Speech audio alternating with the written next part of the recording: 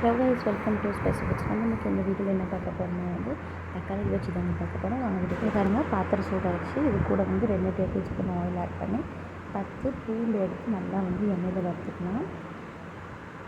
நல்லா எண்ணெயில் வறுக்கும்போது அந்த டேஸ்ட் நல்லாயிருக்கும். பாருங்கள், கொஞ்சம் கோல்டன் ப்ரௌன் ஆகிடுச்சு. இது கூட 20 சின்ன வெங்காயம் எடுத்து நல்லா வதக்கிக்கலாம்.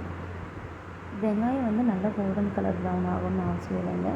சும்மா ஒரு 4 பட்டை பரட்டினா போதும். இது கூட 3 வரமிளகாய் போட்டுக்கலாம். இது கூட 2 பச்சை மிளகாய் போட்டுக்கலாம்.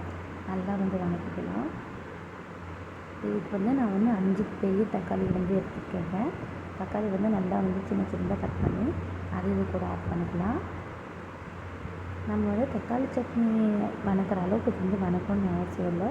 இது நம்ம லைட்டாக அந்த ஜூஸினஸ் வெளியே வரும்போது நம்ம ஆட் பண்ணிக்கலாம். அதுக்கு நல்லா ஒரு கிளறிக்கலாம். இந்த தக்காளி பஜ்ஜி நல்லா டேஸ்ட்டாக இருக்குங்க. நீங்கள் ஒரு வாட்டி ட்ரை பண்ணிவிட்டு எப்படி இருக்குன்னு மறக்காமல் கமெண்ட் பண்ணுங்கள். இப்போ பாருங்கள், நல்லா வதக்கிக்கலாம். இது கூட ஒரு கை கருவேப்பிலை ஆட் பண்ணி நல்லா வதக்கிக்கலாம். இந்த தக்காளி பஜ்ஜிக்கு மெயினானது என்னென்னா கொத்தமல்லி தழை தாங்க. இதுக்கு கொத்தமல்லி தழை நம்ம நிறையா போட்டோம்னா அது இன்னும் டேஸ்ட்டாக இருக்கும், நல்லா வாசனையாக இருக்கும். அதுக்காக நான் ஒரு அரை கட்டு கொத்தமல்லி தழை நல்லா வாஷ் பண்ணி எடுத்துக்கிட்டேன். இதில் நம்ம கொத்தமல்லி தழையை ஆட் பண்ணிக்கலாம். தக்காளி நல்லா ரெடி ஆகிடுச்சு. இப்போ நம்ம கொத்தமல்லி தழை ஆட் பண்ணிக்கலாங்க. இங்கே பாருங்கள், நல்லா அந்த ஜூஸ்னஸ் வெளியே வந்துடுச்சு. இப்போ நம்ம கொத்தமல்லி தழை ஒரு 2 பரட்டு தட்டு அது கொஞ்சம் வெந்துச்சுன்னா நம்ம ஆஃப் பண்ணிக்கலாம். அந்த கொத்தமல்லி தழை மட்டும் நல்லா இப்போ ஒரு 2 நிமிஷம் ரெடி ஆகிட்டோம். நல்லா சிம்லேயே வச்சு வதக்கலாங்க. அப்போ தான் நல்லா அந்த ஜூஸ்னஸ்லாம் சூப்பராக வரும்.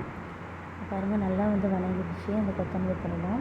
இது கூட நம்ம ஒரு சின்ன துண்டு புளி ஆட் பண்ணிக்கலாம். புளி ஆட் பண்ணி நல்லா ஒரு கிளறிட்டு நம்ம அடுப்பை ஆஃப் பண்ணிடலாம். அது நல்லா ஆறுனதுக்கப்புறம் மிக்ஸி ஜாருக்கு மாற்றி நம்ம அரைச்சிக்கலாம். இங்கே பாருங்கள், இப்போ அடுப்பை ஆஃப் பண்ணிட்டாச்சு. நல்லா ஆறி நம்ம மிக்ஸி ஜாருக்கு போட்டு அரைச்சிக்கலாம். இதற்கு நம்ம தண்ணிலாம் ஊற்ற வேண்டாங்க. இதுவே நல்லா ஜூஸியாக வரும். தண்ணி ஊற்றாமல் அரைச்சி ஒரு பவுலுக்கு ட்ரான்ஸ்ஃபர் பண்ணிக்கோங்க. இப்போ இது கூட இது தேவையான அளவு உப்பு ஆட் பண்ணிக்கலாங்க. உப்பு ஆட் பண்ணிவிட்டு இதுக்கு மேலே நம்ம சர்வ் பண்ணலாம். இட்லி, தோசை, சப்பாத்திகள் செம்ம டேஸ்ட்டாக இருக்கும். ட்ரை பண்ணி பாருங்கள்.